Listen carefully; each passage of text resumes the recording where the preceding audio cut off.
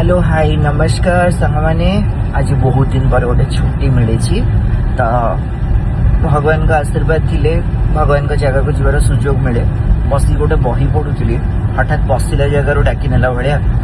भगवान डाकी तो हम जाऊँगी कुआड़े जाऊँगी आपण मान देखी सांगे था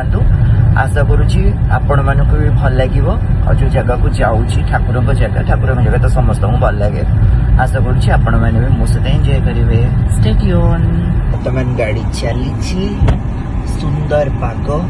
मेघुआ मेघुआ आकाश